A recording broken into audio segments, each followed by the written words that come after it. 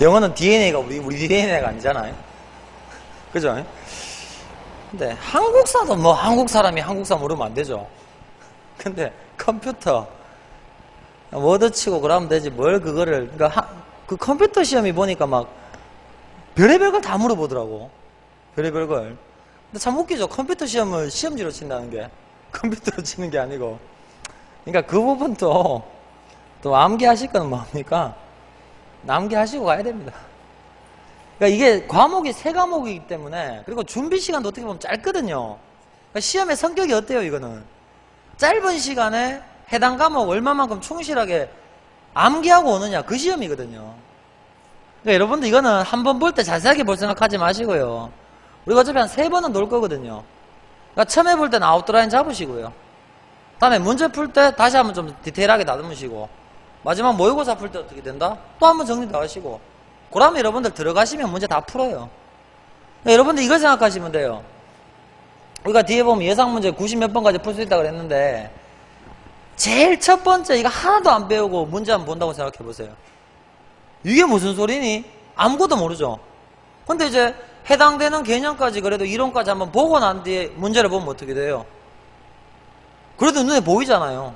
그거를 한 3번 정도만 반복하시면 얘는 어쩔 수 없이 외워져요. 그죠?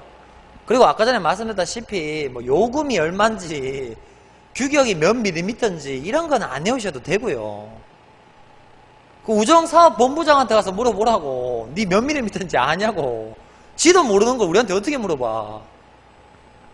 그죠? 일단은 여러 번 보는 게 중요합니다. 여러분들 여러 번. 그리고 웬만하면 그날 배운 거는 그날 문제 풀어서 어떻게 된다, 내 걸로 만드시고요. 그러면 여러분들 머릿속에 오래 남습니다. 자, 다음 이제 3장에 보면 우편 물류 과정, 물류. 근데 여러분들 이것도 앞에서 봤던 부분들이 좀 많이 중복되는 부분입니다. 중복되는 부분이니까 앞에 거랑 같이 한번 다시 정리한다 보시면 되겠습니다. 자, 이 밑에 그림 나오는 거 있죠? 우편물 처리 과정. 이거는 여러분들 웬만하면 외웁시다. 이게 우편물 처리, 우편 물류의 전반적인 내용이니까 이 과정 정도는 여러분들 외워두셔야 됩니다. 자, 갑시다. 발송인하고 내용이 나오는데요.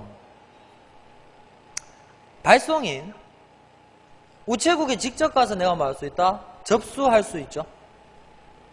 다음에 요즘에는 많이 사라졌지만 우체통에도 뭐 할 수 있습니까? 넣을 수 있죠. 요즘에 많이 사라진 물건 2가지가 뭡니까? 우체통하고 공중전화입니다. 예전에는 이 시내 한중간에도 우체통이 여러 개 있었어요. 근데 요즘 거의 없죠. 공중전화 역시 마찬가지고요. 많이 사라졌죠, 많이. 자, 그래서 접수를 하고 뭐합니까? 도장을 찍죠. 소인. 되겠죠? 근데 우체통에 넣은 건 뭐합니까? 다시 뭐합니까? 모아야겠죠? 수집. 그래서 여기서부터는 갔죠? 정리를 합니다. 정리. 되겠죠? 다음에 이제 뭐합니까? 정리를 해서 이제 체결 과정이란 거는 이제 뭐 하는 겁니까? 이제 뭐 돈 받을 거 이렇게 받고 뭐 이렇게 해가지고 이제 전반적으로 다시 한번 뭐 하는 거. 정리를 해서 뭐합니까? 운송. 그러니까 여러분들 우체통에 투함한 거는 수집 정리해서 다시 운송하죠. 왜냐 그러면 이게 동네별로 우체국이 다 있잖아요. 그걸 다시 어디로 모아야 돼요? 집중국에다 모아야 되거든요. 집중국. 저쪽에 북구 저쪽에 가면 대구 우편 집중국이 있거든요. 거기에 모아서 최종적으로 다시 한번 정리해 주는 거. 이게 체결 과정이죠. 그래서 이제 뭐합니까? 다시 운송. 자, 해서 뭐합니까? 뭐 교환, 구분. 다음에 운송, 배달. 근데 수취인한테 이제 배달되면 다행인데, 만약 수취인이 뭐 수취를 거부한다든가 이렇게 되면 어떻게 된다? 다시 역의 과정을 통해서 뭐 하는 겁니까? 다시 뭐 발송인에게 반송을 한다든가 그런 절차가 이루어지는 거죠. 여러분들 이제 요 내용을 일단 머릿속에 넣으시고 그러고 난 뒤에 구체적으로 디테일한 내용을 보시면 되는 거죠. 자, 그래서 밑에 나오잖아요. 기출문서. 우편물 접수에 관한 설명을 옳지 않은 것은 나오죠. 우체통에 투입한 우편물의 접수 시점은 집배원이 우편물을 수집하여 첨부된 우표에 소인하는 때이다. 아니, 여기 보시면, 뭡니까? 접수라는 과정은 뭡니까? 소인의 과정은 없죠? 우체국에서 하는 거는. 이거 틀린 거죠. 다음 두 번째. 통상 우편물은 봉합하지 않고 발송하는 경우도 있다. 봉합이 불가능한 경우는 뭐야? 우리 앞에서 했었어. 끈으로 묶는 거 이런 거 된다고 말씀드렸죠? 그죠? 봉합이 안 되는 거는 끈으로 묶어서 보낼 수도 있다고 말씀드렸습니다. 그거 생각하시면 되는 거고요. 되겠죠? 아, 답은 나왔네요. 세 번째, 발송인이 우편물 내용물 신고 또는 개봉, 개피를 거부할 때는 접수하지 아니한다. 이거 아까 전에 소포 공부할 때 배웠었죠? 되겠죠?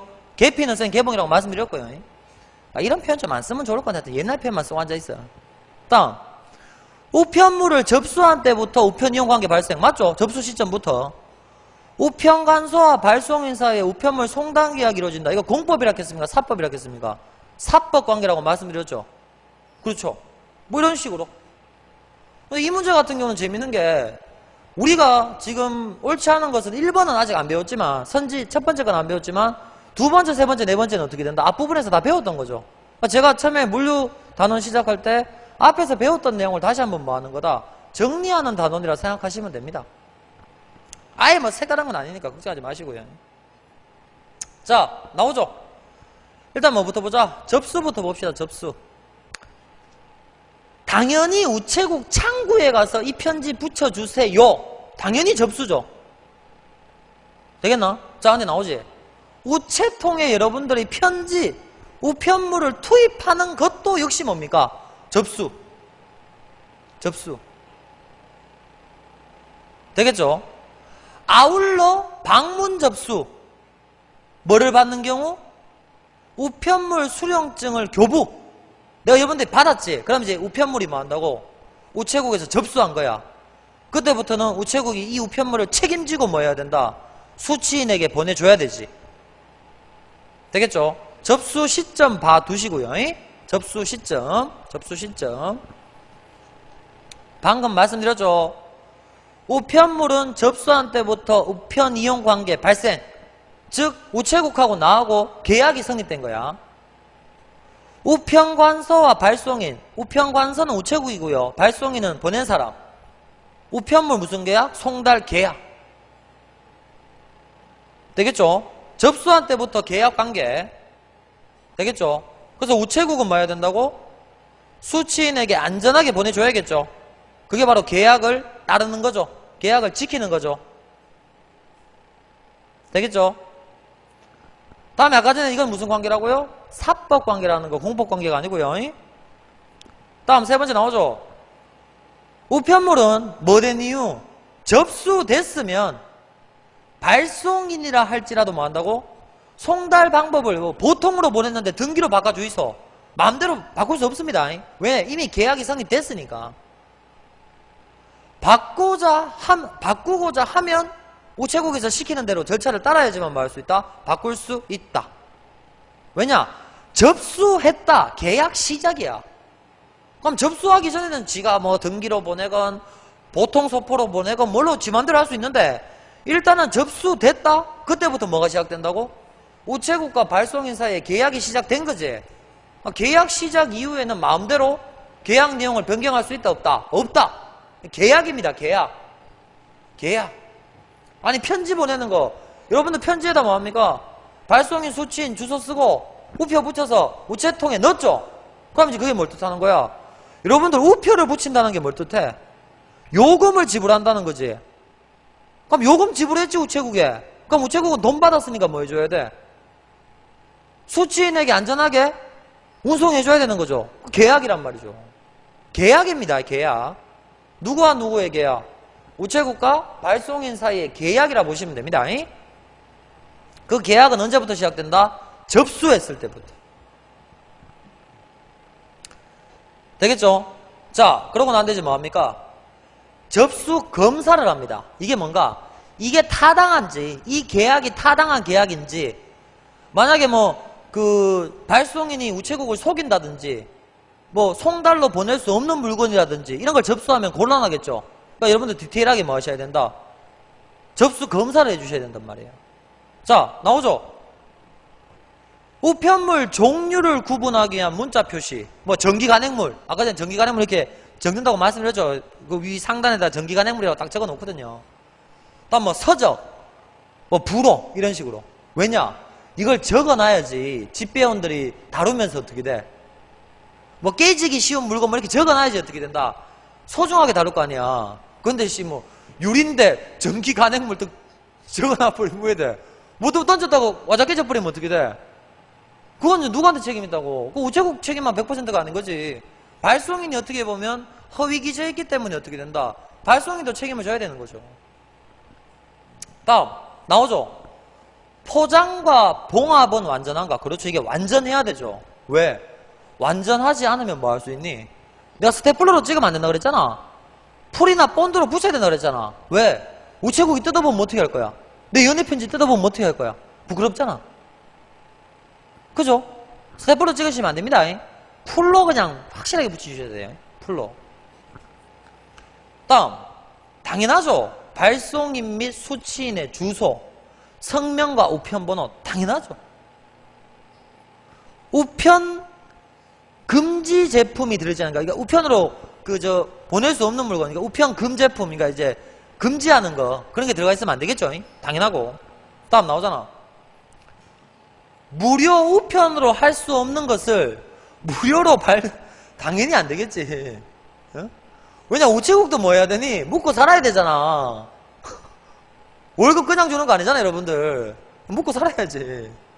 돈이야 돈. 계약에는 돈이 항상 붙어. 다음 나오지? 이거 통화 등기로 하지 않은 우편물에 통화를 넣지 아니하였는가? 돈을 붙일 때는 통화 등기로 해야지만 거기서 안정성이 보장되는데, 그냥 이게 보통 이제 사람들 어떻게 되노? 그냥 이렇게 종이에 이렇게 돈 접어가지고 종이로 한번 더 싸가지고 이렇게 보낸단 말이지. 저 군대 있을 때 그런 거 많이 받아봤어요. 근데 그게 만약 등기도 아니고 등기로 보내도 안 돼. 통화 등기 아닌 이상은. 일반 등기로 보냈다간 그것도 접수 거부 사유죠. 만약 가다 잊어버리면 어떻게 하니? 근데 돈 넣어놨는데 안 된단 말이죠. 되겠죠? 다음에 아까 전에 얘기했었지. 용적 및 중량 제한이 위반되는 게 아닌가. 중량은 30kg, 용적이 가로 세로 높이 XYG, 합이 160cm 이내. 그 다음에 어느 한 부분이 1m를 넘으면 안 된다고 말씀드렸죠. 그거 생각하시면 되고. 다음 당연히 훼손 또는 침습을 초래하면 안 되겠죠. 다음 마지막으로 뭐라고요? 한 가지 더. 요금 미납 또는 부족. 아니 우체국 뭐 땅 파서 장사하니? 돈은 받아야 될 거 아니야. 다음 마지막이 뭐라고? 기타 법령 위반. 되겠죠? 그래서 그 밑에 나오잖아. 여러분들 10가지를 검사했는데 위반이 나와. 그때는 어떻게 됐나? 발송인으로 하여금 뭐다 보완 제출. 만약에 거부한다. 그럼 여러분들 뭐 안 하시면 돼요? 접수를 안 하시면 돼요. 근데 이것도 국가에서 하는 일이니까 아저씨가 있어. 나 이거 안 할랍니다. 일하면 또 시끄러워지잖아. 그래서 뭐 하라고? 귀하에 지금 우편물은 이러이러한 사유로 접수가 거부되었습니다. 이렇게 분명하게 얘기를 해주고 접수를 거부하란 말이죠. 되겠죠? 여러분들 이런 거 우편물 접수검사 해당 항목 이런 거는 뭐 쉽게 찾을 수 있어야 됩니다. 자, 다음에 이제 뭐합니까?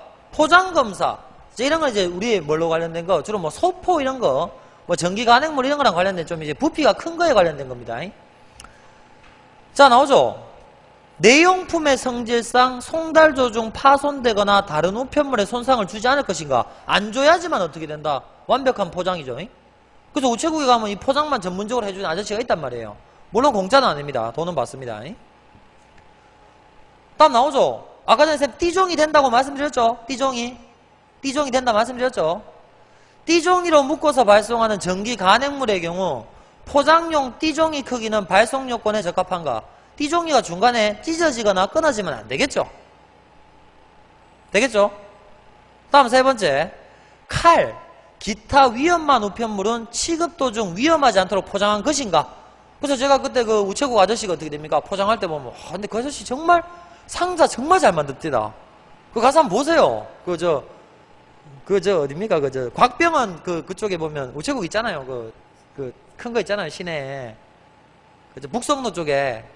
거기 가면 그 안에 창고 들어가면 나도 그때 이제 우편물 한번 붙이려고 갔었는데 나 이제 붙여놓고 이제 보니까 아저씨 정말 잘하는 거야. 그래서 이제 안에 스티로폼하고 이런 거 다 넣어가지고 어떻게 됩니까? 안 깨지게 파손 안 되게 딱 해가지고 딱 만들어주더라고. 그 아저씨 또 공무원인가? 아니겠죠? 따로 돈을 받았으니까. 공무원 같으면 따로 돈을 안 받을 거 아니야? 아마 그래서 뭐 이렇게 점포 하나 임대해서 뭐 하는 그런 식이겠죠. 한번 가가 보시면 여러분들 좀 더 이렇게 살아있는 교육이 될 겁니다. 원래 이런 거 우체국 가서 이제 우체국 그 직원들 데리고 놓고 어? 야, 니 뭐 나오겠노? 한번 찍어봐라 하면서 내 마누라한테 이제 우체국 찾아가가지고 좀 물어보라 해야겠습니다. 자, 다음 나오죠. 액체. 뭐 술 생각합시다. 액화하기 쉬운 물건. 액화 뭔지 아시죠? 기화되거나 이런 거요. 냄새나는 물건. 썩기 쉬운 물건은 나오죠. 적정한 용기를 사용하여 내용물이 새지 않도록 포장한 것인가. 이걸 또 반드시 지켜줘야 되는 거지. 왜? 지 것만 잘못되면 그래도 다행인데 다른 사람 물건까지 훼손을 가할 수 있죠. 다음 나오죠.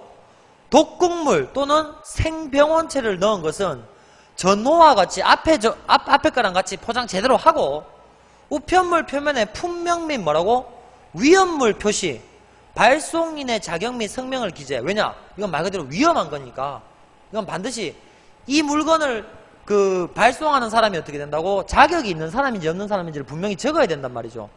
만약 자격 없는 사람 이런 거를 뭐 물건을 보내려고 한다, 우편물을 보내려고 한다, 이것도 법적 문제가 발생할 수 있으니까 분명하게 하자는 취지입니다. 분명하게. 다음에 독극물은 두 가지 종류를 함께 포장하면 안 되고요. 개별 포장 하나하나씩 포장해야 되는 거고. 다음에 나오죠. 혐오성이 없는 산동물, 뭐 개 생각합시다. 개 죽은 개 말고. 튼튼한 상자 또는 기타 적당한 용기에 넣어 완전히 탈출 및 배출물의 누출을 방지할 수 있는 포장. 그러니까 동물도 뭐 할 수 있다? 옮길 수는 있어요. 근데 이 요건을 갖춰야 된단 말이죠. 다음에 나오죠. 기타 법령에 위반되는 점은 없는가. 역시 만약에 이거를 어기게 된다. 그럼 뭐 한다고요? 거부할 수가 있단 말이죠. 되겠죠? 자, 다음 나오죠. 이용자, 발송인에게 여러분들이 알릴 상황. 송달은 배달입니다. 배달. 이길 특급 우편. 다음 날까지 갑니다. 다음 날까지 갑니다. 다음 뭐라고요? 보통 우편. 다음 날로부터 3일 이내에 갑니다. 자, 외우시고요. 이길 특급. 다음 날까지 갑니다. 이길 오전 특급은 다음 날 12시까지 갑니다. 당일 특급은 당일 8시까지 갑니다. 앞에서 했던 거야. 다음 보통은 보통이죠. 다음 날로 접수한 다음 날로부터 며칠 이내? 3일 이내. 이 정도는 외우셔야 됩니다. 이 정도는. 자, 그런데 밑에 봐봐. 관공서 공휴일에 관한 규정에 의한 공휴일, 기타 다른 법령에 의한 유급휴일, 토요일, 우정사업본부장이 배달하지 아니하기로 정한 날은 포함되지 않는다. 즉 하루 플러스 된다 보시면 되죠.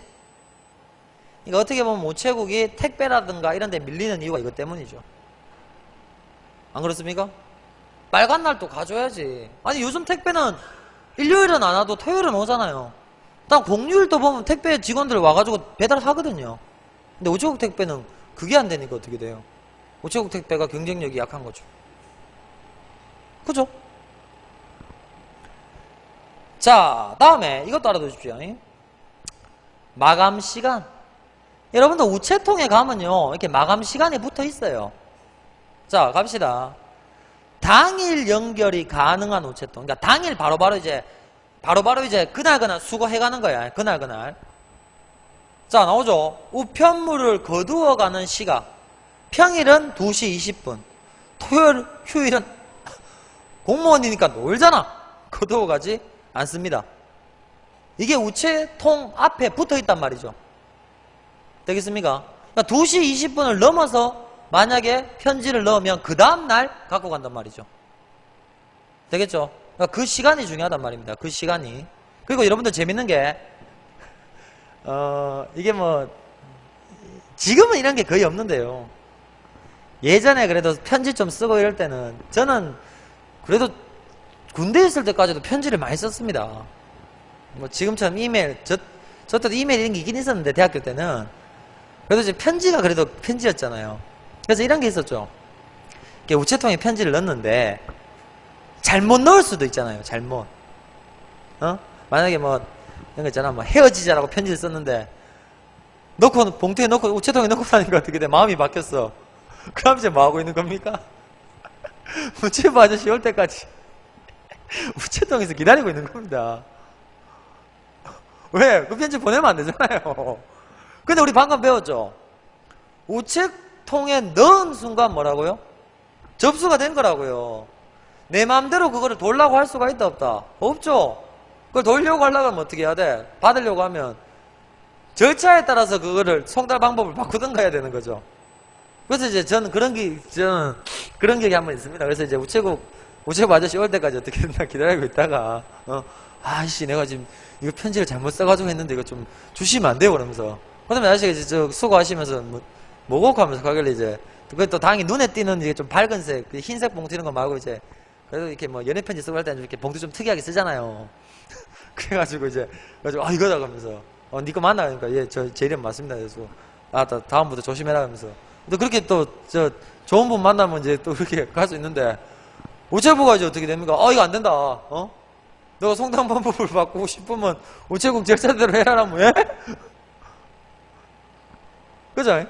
그러니까 이 정해진 시간, 이게 중요한 거죠. 자, 다음 나오죠? 5번째. 무슨 발송? 봉합 발송. 나오죠? 통상 우편물은 봉투에 넣어 봉합해서 발송한다. 근데 밑에 나오지? 봉합하지 않아도 되는 거. 이게 나온단 말이죠. 쓸데없이 다 외울 필요가 없다니까. 원칙이 봉합이잖아. 그러면 원칙의 예외적인 건 뭐라고? 봉합 안 해도 되는 거. 그것만 여러분들이 외우시면 되는 거예요. 다음에 아이고야 뭐 법조항 같은 거 이거 당연히 외울 필요 없죠. 아니 엽서는 봉합 안 하는 게 엽서잖아. 당연히 엽서는 외울 필요도 없고 이거는 우편엽서건 사제엽서건 당연히 봉합이 안 돼. 왜? 엽서는 밖에서 보면 다 보여 내용이. 되겠죠?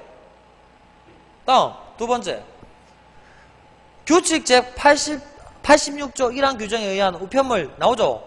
정기 발송 계약을 맺은 정기 간행물은 법 제17조 2항에 의해 우정사업본부장이 정하여 고시하는 발송 요건에 따라 띠종이 등으로 묶어서 발송할 수 있다. 정기 간행물은 꼭 뭐한다? 봉합 안 해도 되고요. 묶어서 발송해도 된단 말이에요. 되겠죠? 여러분들은 원칙적으로는 뭐 한다고? 봉합해야 되는데 봉합을 안 해도 되는 예외적인 케이스 그것만 머릿속에 넣어두시면 되는 거죠. 되겠죠? 다음 6번째 뭐가 있습니까? 우편물 내용 신고 및 개봉 요구. 개봉. 자, 이게 좀 뭔가 의심되는 우편물이 있을 수 있겠죠. 그럼 우체국은 뭐합니까? 이 우편물을 배달함으로 해서 뭔가 손해가 발생할 수 있고 사고가 발생할 수 있을 것 같으면 어떻게 된다고? 확인을 할 수 있다고 말씀드렸죠. 자, 갑니다. 우편 금지 제품 포함 여부 및 우편물 부패, 파손 가능성, 통화 또는 신서의 합작 여부 등을 확인하기 위해 우편관서는 우편물 접수할 때 우편물의 내용물의 종류와 성질에 관하여 발송인에게 신고를 받을 수 있다. 여러분들 이거 물어봅니다. 창구 가보면 이거 뭐 안에 뭐 이런 거 저런 거 뭐 없습니까? 물어봅니다. 그냥 무턱대고 하지 않습니다. 다음 나오죠? 발송인이 신고한 내용이 실제 우편물의 내용과 달라 법규에 위반된다고 인정된다. 그럼 뭐 한다고? 개봉할 것을 요구할 수 있다. 다음에 아까 전에 말씀드렸죠? 우편물의 내용물 신고 및 개봉을 거부하면 여러분들은 뭐 하시면 돼요? 접수 안 하시면 돼요. 왜? 우체국 우편관서가 손해보면서까지 이 우편물을 송달할 의무는 없단 말이죠. 왜? 법대로 해야 되는 거죠. 법이 왜 있는데? 발송인이건 우편관석은 둘 다 손해 안 보게 하려고 있는 법인데 발송인만 유리한 조항은 통하지 않는단 말이죠. 되겠죠? 자, 뭐 여기까지는 크게 새로운 내용이 없어요. 우리 뭐 앞에서 했던 그 내용 다시 한번 쭉 뭐 한다 정리했다고 보시면 되겠습니다. 되겠죠? 자, 다음에 이제 우편물은 뭐합니까? 접수했으니까 이제 뭐합니까? 안에서 처리를 해서 이제 뭐합니까? 배달을 해야 되죠. 배달. 응? 우리가 또 배달의 민족 아닙니까? 자, 배달 한번 해봅시다.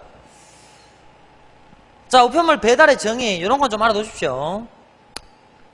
집배국에서 근무하는 집배원이 우체통에 투입된 우편물을 지정한 시간에 수집, 우편물에 표기된 수취인 주소에 배달하는 우편 서비스.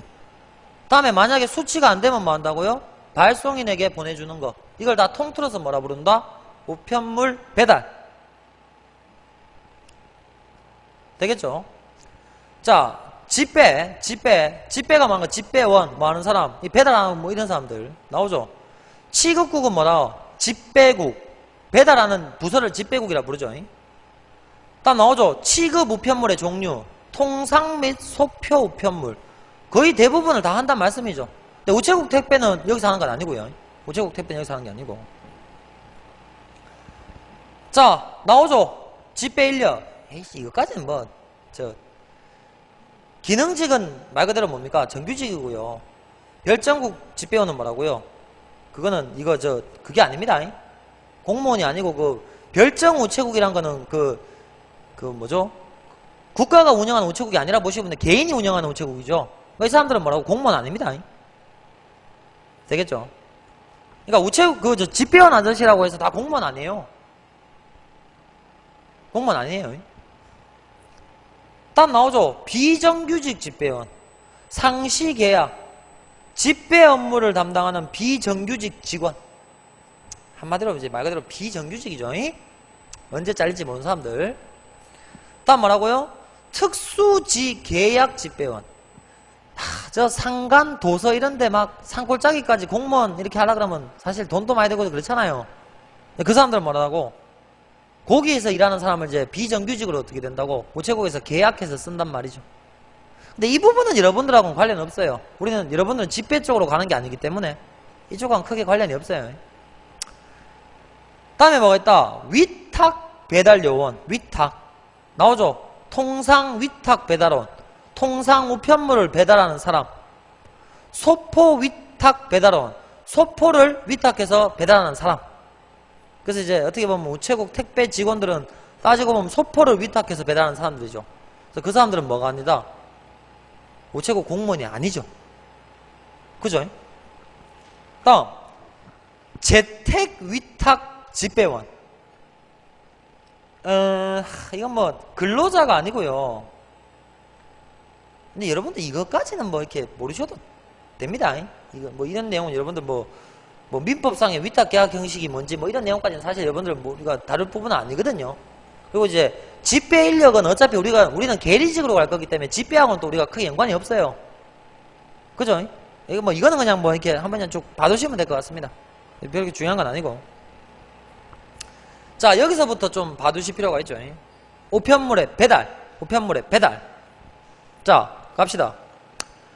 우편물 배달의 원칙. 우편물은 어디에 배달한다? 표면에 기재된 곳에 배달한다. 당연하죠. 2인 이상을 수취인을 하는 경우 그중 1인에게 배달한다. 그렇죠. 왜? 하나인데 둘 다 보낼 수 없잖아.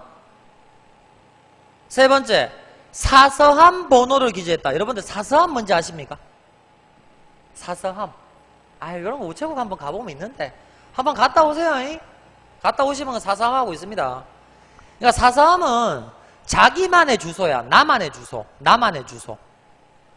우체국에 보면 사서함이 이렇게 설치되어 있어요. 사서함이. 개인적인 우편함, 신서함이야. 사서함.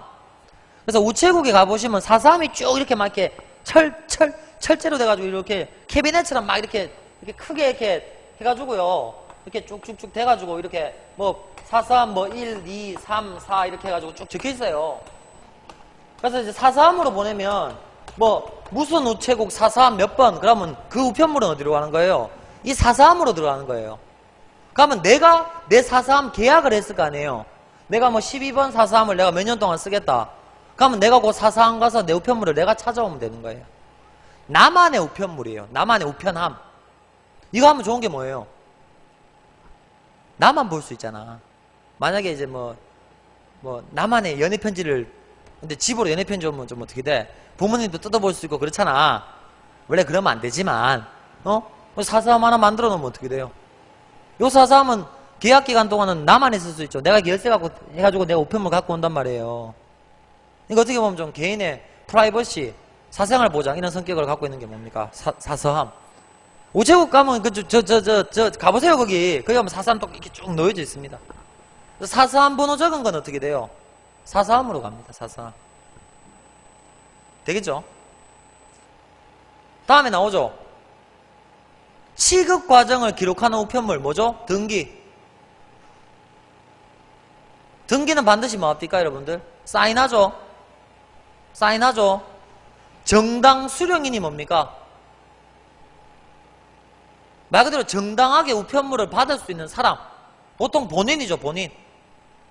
정당 수령인으로부터 그 수령 사실을 뭐한다? 확인. 그래서 여러분들 요즘에는 뭐합니까? 아주 세련되게 PDA 같은 거 이렇게 사인해주죠. 여기 이름 써주십시오. 딱딱딱 쓰면 되는 거죠. 되겠습니까? 이게 안 되면 어떻게 된다고? 나 안 받았는데 배째락하면 어떻게 돼요? 문제가 발생하는 거죠. 되겠죠? 자, 다음 나오죠. 배달 기준. 시 소재지 이상의 총괄국의 보통 우편물의 배달은 나오죠. 우편물이 도착한 날 순으로 구분. 언제? 다음 날. 아까 전에 했었잖아요. 보통은 다음 날부터 3일 이내. 다음 날. 다음에 뭐 기타 우체국, 기타 집배국, 그러니까 이게 좀 작은 규모 보통 우편물. 오전 도착분은 순로 구분하여 당일 배달. 그러니까 오전에 집배한 건 어떻게 되노? 딱 뭡니까? 순서대로 정리해서 어떻게 된다고? 당일 배달. 그러니까 오전에 집배하면 좀 유리하겠죠. 오후 도착분은 도착 당일 순로 구분해서 다음날 배달. 그러니까 오후에 도착하면 당일, 다음날. 오전에 도착하면 어떻게 된다고? 당일 배달이 될 수 있단 말이죠. 다음 물량이 많아서 당일 배달이 안 되면 당연히 어떻게 하겠습니까? 다음날 배달을 해야 되는 거죠. 되겠죠? 다음 요거는 외우십시오. 요거는 배달 우선순위. 요거는 외우세요. 어차피 요것만 외우시면 됩니다. 1순위 귀록 취급 우편물, 국제 항공 우편물. 이게 많을 때는 얘부터 무조건 먼저 가야 돼. 그러니까 기록 취급 우편물이 뭔가 말 그대로 이게 초를 다투는 거야. 뭔가 이렇게 증거라든가 이렇게 자료로 사용될 수 있는 그런 내용이거든요. 그래서 얘는 빨리 보내줘야 되죠. 다음에 국제 항공 우편물은 당연히 빨리 가야겠죠. 다음 2순위 보통 통상 우편물, 국제 선편은 배, 통상 우편물 중 서장 및 엽서를 포함한다.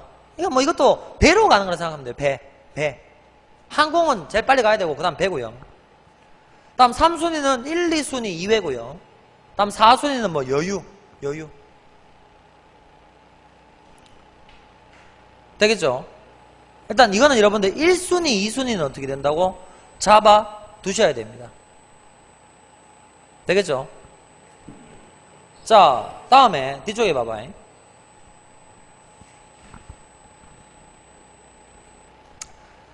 자, 36쪽에 1번 보면 동일 건물 내에 일괄 배달. 쉽게 생각하십시오. 뭡니까? 동일 건물 보면 한 건물. 그 보면 나오죠. 국가기관, 학교, 병원, 회사, 공공단체, 법인. 큰 빌딩 이런 거 있잖아요. 빌딩. 나오죠. 동일 건축물 또는 동일 구내의 수취인에게 배달할 우편물은 그 건축물 또는 구내의 관리사무소, 접수처 또는 관리인에게 배달할 수 있다. 이게 무슨 소리입니까?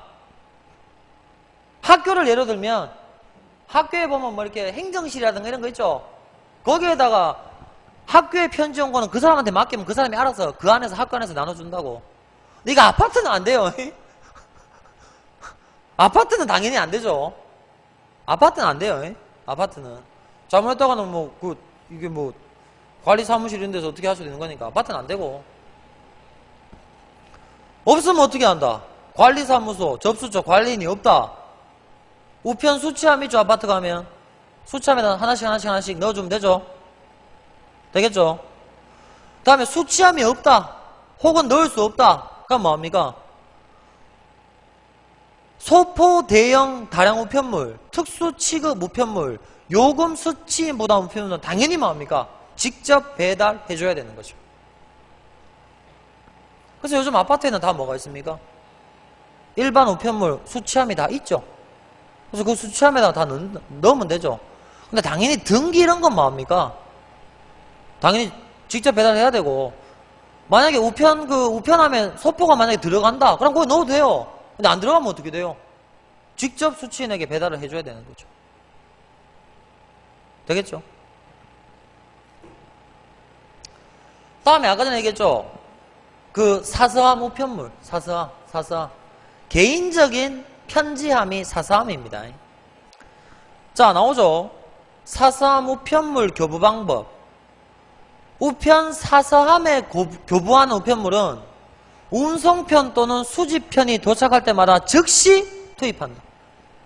야, 사서함이라는 게 어떻게 보면 내가 돈 들여서 내가 우체국하고 우체국에 돈 주고 쓰는 거잖아. 이건 좀 빨리빨리 돼야겠죠. 빨리빨리. 사서함이라는 게 재밌는 게 이게 넣고 빼고 할 수 있다니까. 넣고 빼고.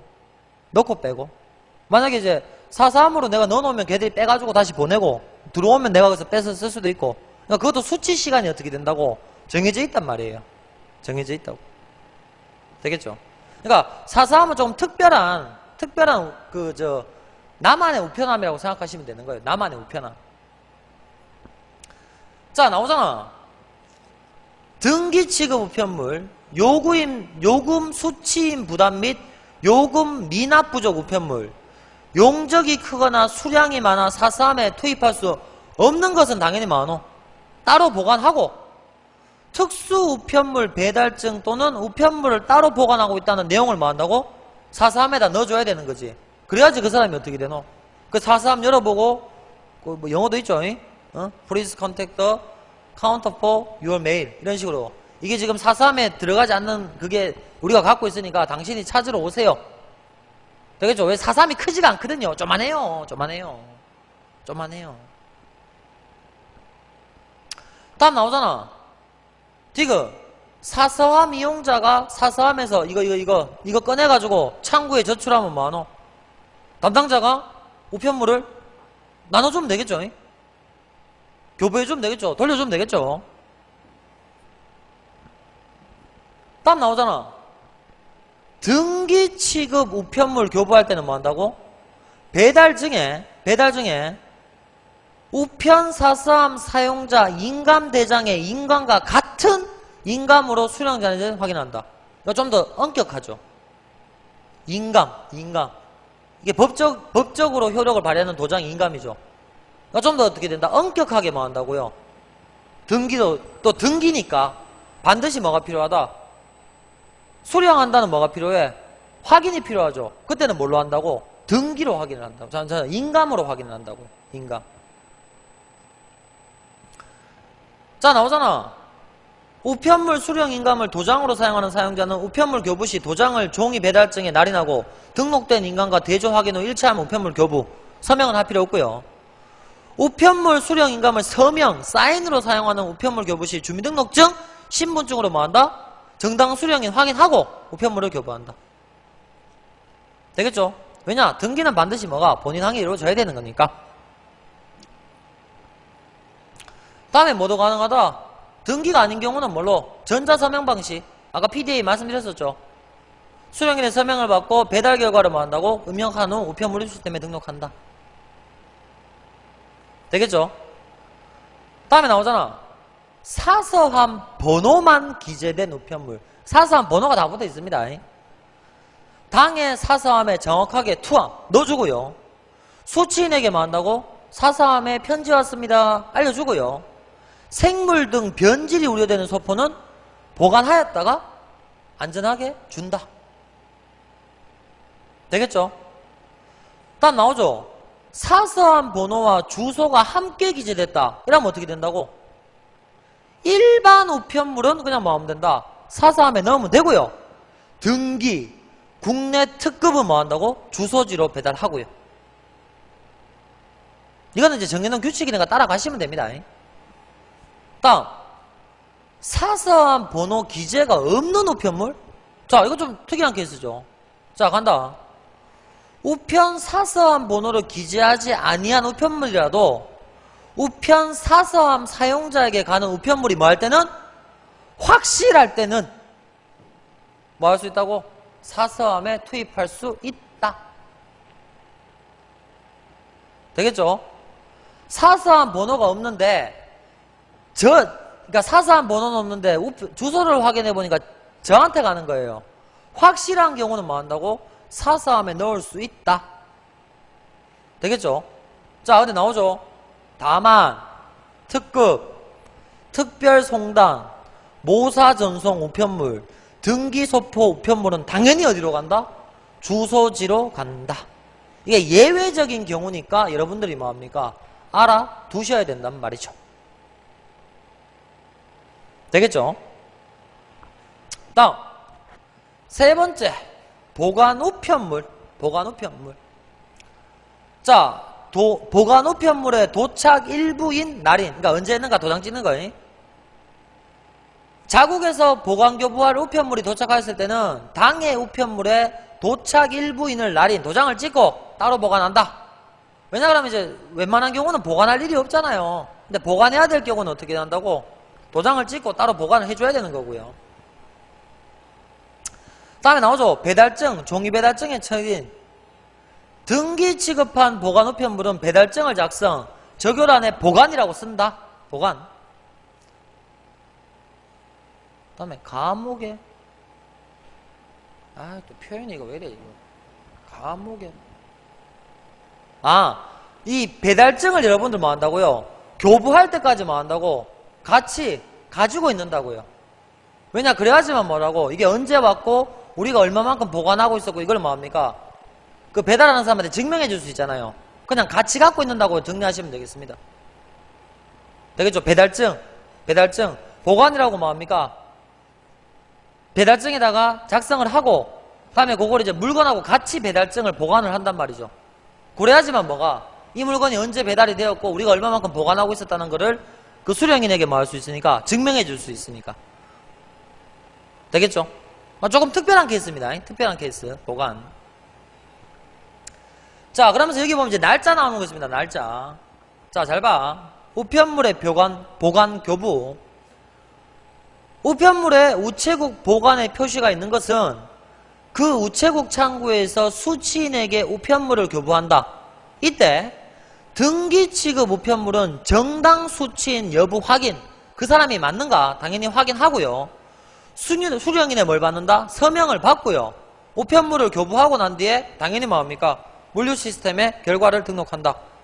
등기는 당연히 이렇게 해야 되는 거죠. 다음, 위의 규정에 의한 보관 기간은 나오죠. 며칠? 도착한 어느 날? 다음 날로부터 10일. 다음 날로부터 10일. 다만 교통이 불편, 기타 사유로 인하여 수취인이 10일 이내에 우편물을 받을 수 없다고 인정될 때는 언제? 30일 범위 안에서 뭐 할 수 있다? 연장할 수 있다. 기본은 며칠? 10일. 언제부터 10일? 다음 날로부터 10일. 다음에 이거 받는 사람이 10일 내에 못 받을 것 같으면 뭐 한다고? 30일까지 뭐 할 수 있다고? 연장할 수 있다. 30일 기한 내에 연장할 수 있다. 되겠죠? 다음 나오죠? 보관 교부지의 우편물 배달. 자, 밑에 보세요. 교통 불편, 통상의 방법으로 배달하기 어렵다. 이걸 뭐라 부른다고요? 보관 교부지. 한마디로 좀 이렇게 배달 가기 힘든 곳. 배달할 우편물은 배달국에서 뭐 한다고? 30일 동안 보관. 수취인 또는 대리인이 우체국에 우편물을 수령하러 왔을 때 뭐 한다고? 그러니까 우체국도 뭐 다 갈 수는 없잖아. 히말라야 꼭대기까지 갈 수는 없잖아요. 에베레스트 산까지는. 그러니까 이제 사람들 보고 뭐하라고? 찾으러 오세요. 찾으러 오세요. 왜냐? 뭐 저쪽에 뭐 지리산 산골짜기에 뭐 어떻게 제대로 찾지도 못하는데 사람한테 뭘 보낸다.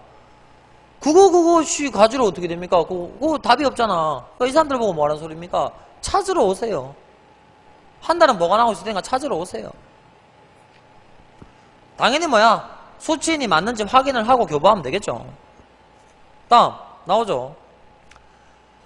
보관 교부지에 거주하는 사람이 나오죠. 일정한 장소 지정, 본인에게 오는 우편물을 그곳에 배달할 것을 요청한다. 그러니까 내가 받기가 힘드니까 다른 곳에, 그러니까 좀 이렇게 배달하기 좋은 곳에 어떻게 됩니까? 앞으로 저한테 오는 우편물은 근데 다 되는 게 아니고 보관 교부지에 사는 사람, 그 사람이 내 물건 오면 다른 데로 뭐 해주세요?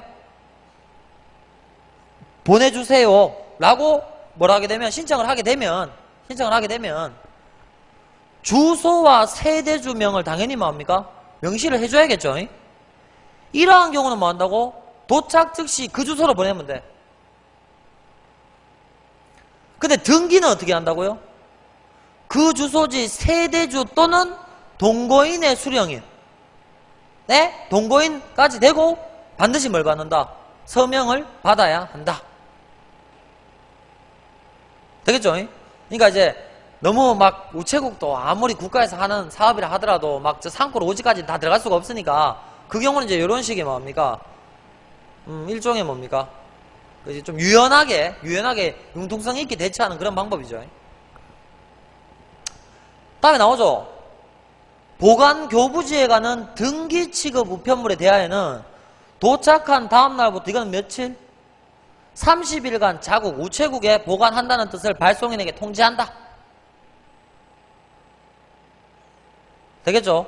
다음 보관 교부지는 어떻게 된다고? 관할 최신청장이 정해서 고시 나타낸다. 되겠죠? 그러니까 보관 교부지가 뭐 하는 곳이라고요? 한마디로 가기 힘든 곳, 배달하기 힘든 곳, 이런 곳은 뭐 한다고요? 내가 가기 힘드니까 너희들이 찾으러 와라, 이거죠.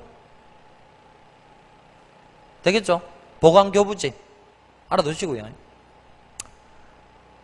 자, 다음 나오죠. 보관국 변경 또는 배달 청구 우편물의 처리. 보관 우편물의 수취인이 보관 우체국 변경 또는 배달을 청구했을 때는 다음과 같이 처리. 한 번 보관을 변경할 수가 있는 겁니다. 나오죠. 보관국 변경 청구인 때에는 그 사유를 기재한 부전지를 붙여 해당 우체국에 전수한다. 내가 이거 때문에 어떻게 된다고? 내 그 보관 우체국을 뭐 하고 싶다? 바꾸고 싶습니다. 이렇게 사유서를 쓰는 거죠. 장소를 지정하여 배달하여 줄 것을 청구할 때는 지정한 주소로 뭐 한다고? 즉시 배달한다. 이건 아까 전 이거랑 똑같죠? 보관교부지 우편물 배달하고 똑같은 케이스죠. 아까 보관교부지도 어떻게 된다? 사람이 일로 보내주세요라고 하면 그쪽으로 보낸다고 말씀드렸었죠. 그거랑 같은 케이스고. 다음 나오죠.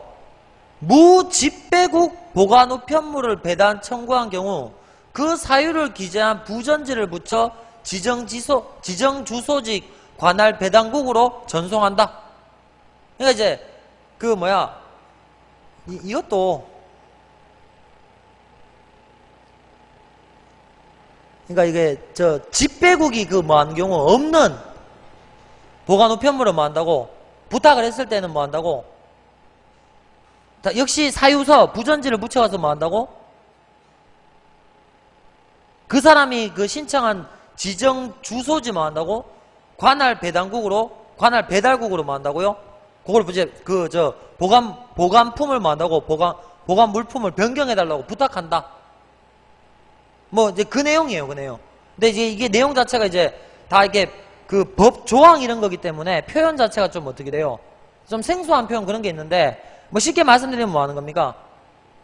내가 내 우편물을 보관하고 있는 뭐 한다고? 우체국을 변경할 때는 내가 뭐 때문에 변경하려고 하는지 뭐 사유서를 작성해서 어떻게 된다? 우체국에 보내주면 우체국에서 그걸 바탕으로 해서 어떻게 된다고? 보관 우체국을 다른 우체국으로 뭐 한다고? 변경해 준다. 그 내용 얘기하는 겁니다. 여기서는 뭐 이렇게 뭐 특별히 날짜라든가 요거 한 번 보관 우체국 변경 또는 배달 한 번 정도 한 1회는 뭐 할 수 있다고? 변경할 수 있다는 거. 그 정도만 봐두시면 될 것 같아요. 답 나오죠? 아, 이거. 보관기관이 뭐 됐을 경우 경과했을 우편물을 어떻게 처리하는가? 자, 수취인이 보관기관 내에 보관 우편물의 교부, 보관국의 변경 청구 또는 배달 청구를 하지 않다. 그럼 뭐 한다고? 그 사유를 기재한 안내장을 붙여서 뭐 한다고? 발송인에게 뭐 한다? 반송. 왜냐? 우체국이 무슨 그 우체국 창고가 뭐 이렇게 무지하게 넓은 것도 아니고요. 계속 이거 보관하고 있다가는 어떻게 된다고? 우체국도 포화 상태가 되겠지. 나 다시 어떻게 된다고? 이 사람이 연락도 안 되고 찾아가지도 않고 그렇다고 변경도 하지 않고 이래서 우리가 어떻게 된다고? 다시 당신에게 되돌려 보냅니다. 라고 소위 말하면 뭐 한다고? 반송을 하는 거죠. 반송. 우체국에서. 왜? 우체국도 이놈의 거, 자, 이게 아까 전에 보관은 얼마였습니까? 기본이 10일이고 다음날부터 도착한 다음날부터 10일이고 30일 범위까지 뭐 한다고요? 30일 보관할 수 있다고 말씀드렸죠. 근데 이게 넘어서게 되면 어떻게 된다고? 우체국도 보관 우편물이 너무 많아지게 되면 우체국도 업무 처리가 곤란할 거 아니에요. 그 경우는 다시 뭐 한다고? 반송한단 말이죠. 발송인한테 다시 돌려보내, 다 갖고 가십시오. 왜? 우리가 더 이상 보관할 수 없습니다. 되겠죠? 자, 다음에 이게 뭔가? 수취인 청구에 의한 창구 교부. 수취인 받는 사람이 부탁을 하게 되면 창구에서 뭐 한다고? 교부 나눠줄 수 있단 말이죠. 자, 나오죠? 배달 전 교부.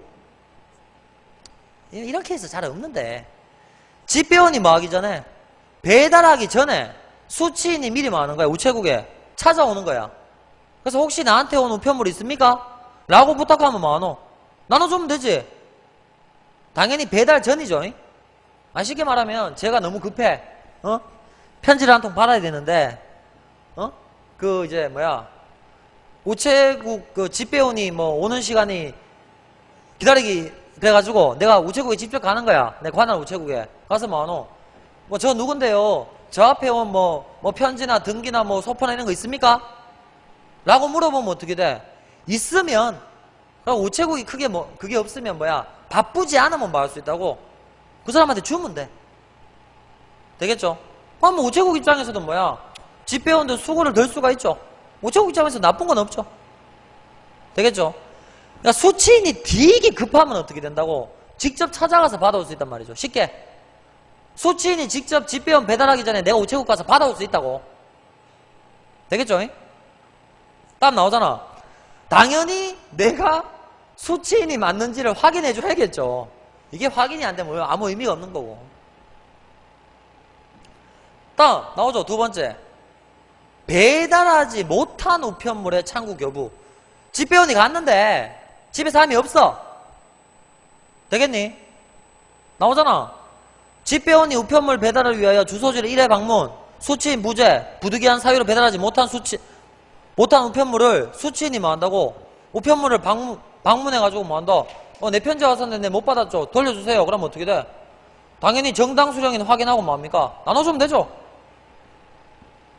쉽게 말하면 수취인이 우체국 가서 내가 내 거 직접 찾아오면 되는 거야. 당연하잖아. 왜? 수취인은 받을 권리가 있으니까. 다음에 이제 교부 시에는 뭐 한다고요? 당연히 수령인의 서명을 받고 배달 결과를 등록한다.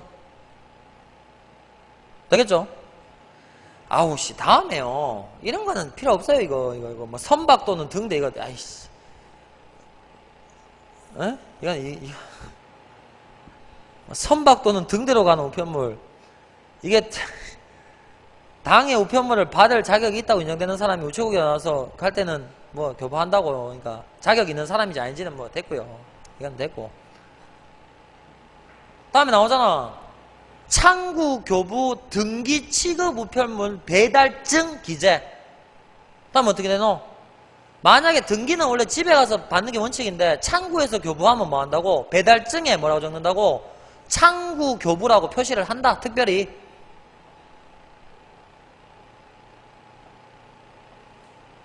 되겠죠?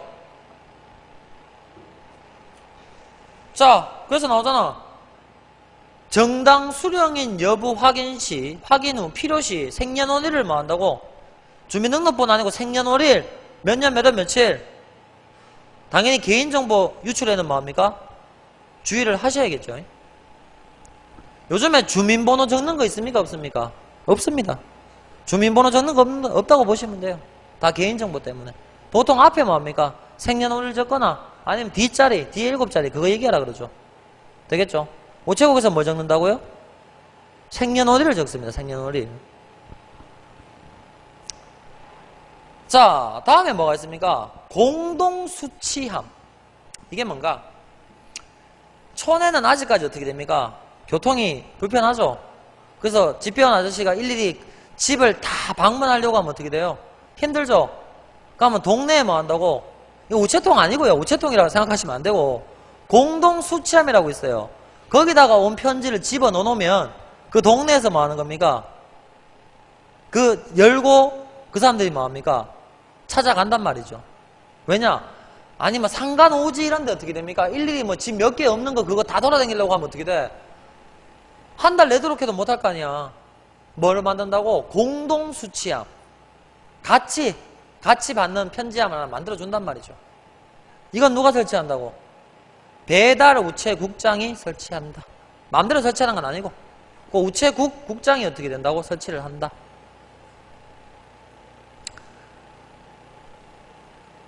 자, 다음에 나오죠. 수취인 신고에 의한 등기우편물 대령 수령인 배달. 이것도 말이 졸라 어려운데 원래 받아야 되는 수취인이 뭐한다? 없을 수가 있죠. 그 경우는 뭐합니까? 대리 수령인이 뭐 할 수 있다? 받을 수가 있단 말입니다. 되겠죠? 자, 나오죠.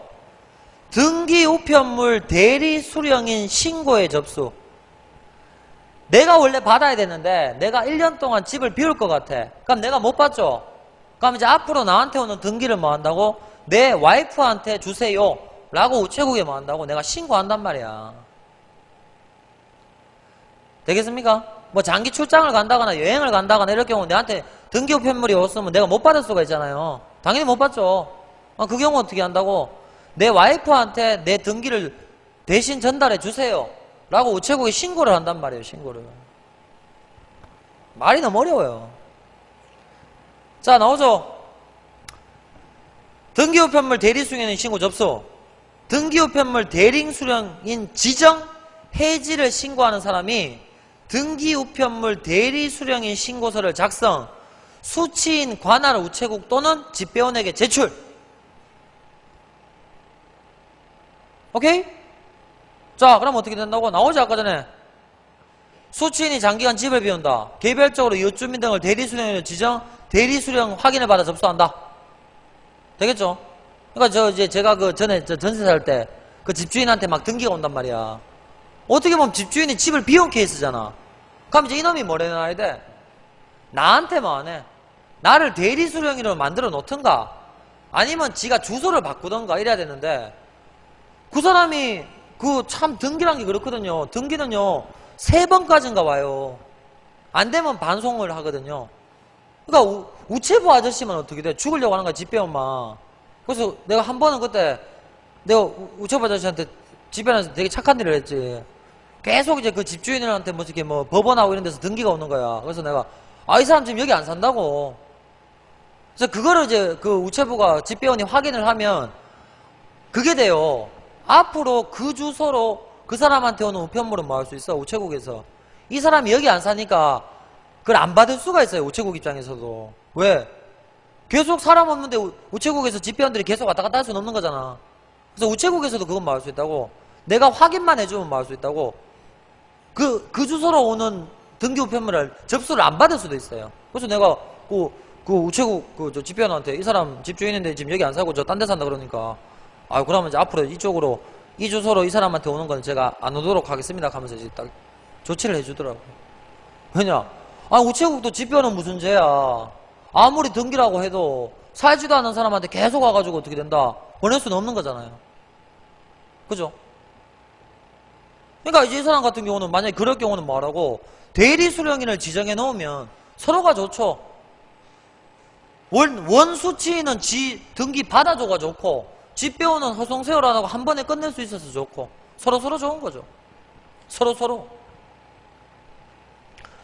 다음에 나오지? 수치인 부재가 빈번하다. 아파트 같은 경우는 뭐 한다고? 아파트 경비실에 뭐 한다고? 근무자한테 뭐 할 수 있다고요? 세대주의 연명과 대리 수령인을 확인받아서 뭐 한다고? 우체국에 접수할 수 있다. 이때는 당연히 뭐 한다고? 수치인 및 대리 수령인 본인 동의가 필요하겠죠. 그만큼 등기는 본인한테 가야 되는 거잖아요. 그래서 대리 수령을 할 때도 반드시 뭐라고? 이런 좀 복잡한 절차가 필요한 거예요. 다음에 접수시 유의상황. 수취인이 지정하는 등기 우편물 대리수령인은 수취인 주소지와 같은 집배구, 쉽게 말하면 뭐 동구면 동구, 수성구면 수성구, 같은 약간 인접. 너무 멀면 안 되잖아요. 그럼 이게 뭐 두 번 배달하는 거랑 다른 게 없잖아. 가까운 곳에 사는 사람이어야지 되고, 나오잖아. 사리 분별할 수 있는가? 당연히 사리 분별하는 사람한테 내 등기를 대신 받아달라고 해야 되죠. 당연한 얘기고. 다음에 대리수령인이 당연히 뭐 해야 됩니까? 동의를 해야겠죠. 다음, 주민등록증에 의한 신고인의 신분. 이것도 당연히 어떻게 된다? 고려를 해야겠죠. 신분이 확실해야겠죠. 되겠죠? 다음에 나오잖아. 대리수령인 지정 신고서 관리. 이 우체국에서 어떻게 관리하는가? 나오죠? 접수된 등기 우편물 대리수령인 지정 신고서는 책임직의 결재를 받아 비치 신고인 및 대리수령 장소를 담당하는, 나오죠? 집배원으로 하여금 열람 빈 곳에 서명 날인. 이게 왜 필요하겠니? 이거 가장 중요한 건 누가 알아야 돼? 집배원이 알아야 될 거 아니야. 그래서 이 주소로 왔으면 이 사람은 지금 집에 없으니까 옆집 사람한테 줘라. 이거를 집배원이 확인을 해야지만 어떻게 돼요? 그 사람한테 배달을 해주는 거죠. 그러니까 어떻게 보면 가장 중요한 건 누가 확인해야 된단 말이야? 집배원 본인이 확인해줘야 되는 거지. 그래서 집배원이 뭐 한다고? 자기가 확인했는지 뭐 한다고요? 사인을 또 해야 되는 거지. 지가 확인해놓고 어떻게 된다? 사인까지 해놓고 만약에 등기를 제대로 발송 못하면 그것도 집배원 책임되는 거죠. 이 사람들도 기억력 됐나 좋아야 돼. 다 적어놔야 되는 거지. 특정 주소지는 이렇게 돼 있다고 적어놔야지만 어떻게 된다고? 오류가 발생 안 하는 거죠. 다음에 뭐 감옥에 열람한 집배원은 나오죠. 그 사실을 나오죠. 집배 수첩 기록, 집배 정밀도 해당 세비 비고란에 기록 관리한다. 이건 여러분들 몰라도 되고요. 여러분들 집배원만 하는 거 아니니까. 다음 나오죠. 대리 수령인 지정 신고서, 집배 담당 부서에 일자순으로 묶어 관리. 해지 신고된 경우 해지 신고서와 함께 몇 년? 1년 보관. 1년 보관. 혹시 모르니까 1년 보관.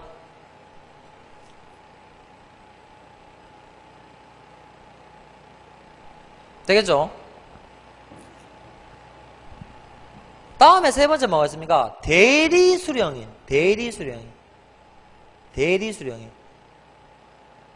자, 나오잖아. 신고인. 여기서 말하는 게 그 아까 전에 그 대리수령인 지정 그거 신고인. 내가 신청한 사람. 신고인 주소로 가는 우편물 중 일반 우편물은 어디에? 원주소지. 일반은 그냥 본인 확인 안 해도 되죠. 등기는 어떻게 된다고? 1차 배달 시 수취는 없다. 그럼 뭐 한다고? 지정된 대리수령인. 그러니까 개별 대리, 공동 대리라는 거는 아까 전에 뭐 개별 대리는 뭐 개별적으로 사람한테 맡기는 거고, 공동 대리는 이렇게 뭡니까? 이렇게 이렇게 어느 사무실 관리 사무실에 맡겨주세요. 뭐 이런 식으로. 아니 뭐 이것까지는 크게 구분할 필요 없고. 중요한 거는 얘들아, 일반 우편물은 그냥 보내면 돼. 왜? 일반 우편물이니까. 근데 등기 같은 경우는 어떻게 된다고? 1차 배달 시 수취인이 없다. 그럼 뭐 한다고요? 대리 수령인에게 배달해주면 되는 거야. 되겠죠? 다음 나오죠? 등기 우편물을 대리 수령인에게 배달했다. 그럼 당연히 뭐 한다고? 정당 수취인에게 뭐 한다고? 대리 배달 사실을 통보해 준다. 근데 이게 뭐 통보가 안 되는 경우는 어쩔 수 없겠죠. 외국에 나와 있어서 통화가 안 되고 이럴 경우는 어쩔 수 없는 거고. 다음에 야 이거 니은 이거 어떻게 할까? 대리 수령인의 장기 부재. 대리 수령인에게 배달이 불가능하다. 그건 뭐 한다고? 부전지 종이에다가 뭐 한다고? 대리 수령인에게 배달이 불가능한 사유를 기재해 우편물에 붙이고 일반적인 등기 우편물 배달 예외에서 신고인에게 배달한다. 그러니까 이거는 참 진짜 골 때리는 경우죠. 대리인도 없고요. 근데 신고인도 없으면 어떻게 돼요? 대리 수령물 그 부탁했는 신고인도 없으면 자 국회에서 여기 아이고야 이 경우는 뭐 하겠습니까? 반송해야죠. 원래 수취인도 없고 대리 수령인도 없고 그럼 우체국이 뭐 그 사람들 계속 찾아다닐 거야? 그 경우는 어떻게 됩니까? 반송. 누구? 등기를 보낸 발송인에게 반송을 해야 되는 거죠. 반송. 되겠죠? 다음. 아이고 시간 그냥 나오죠? 등기 우편물 대리 수령에 배달할 경우 배달증 여백의 대리 우편물 물류 시스템에 배달 결과 등록 시 뭐 한다고? 등기 대리 수령하고 관계를 입력. 당연히 대리 수령 했을 때는 이렇게 또 따로 부가적으로 어떻게 된다? 표시를 해 주셔야 된단 말이죠. 자, 그러면요. 저 잠깐만 여기 보시면 우리가 배달 쪽에 좀 이렇게 좀 자지구레한 내용들이 많은데 자, 35쪽에 기출 문제를 한번 볼까요?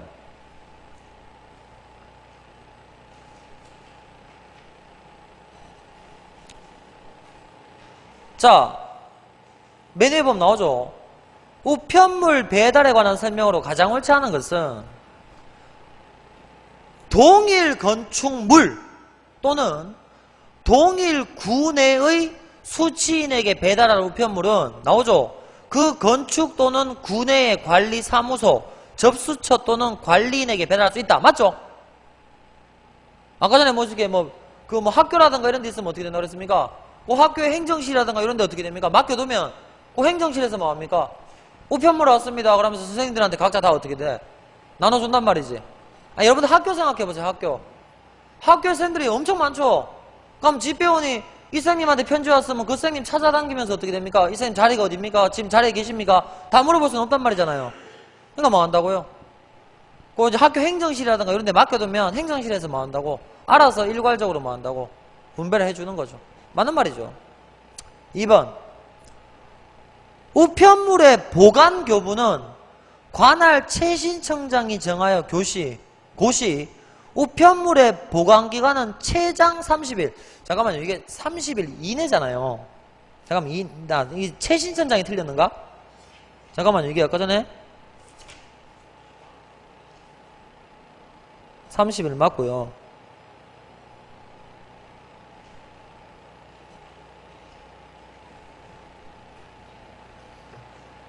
이게 잠깐만요. 이게 누구더라? 이거.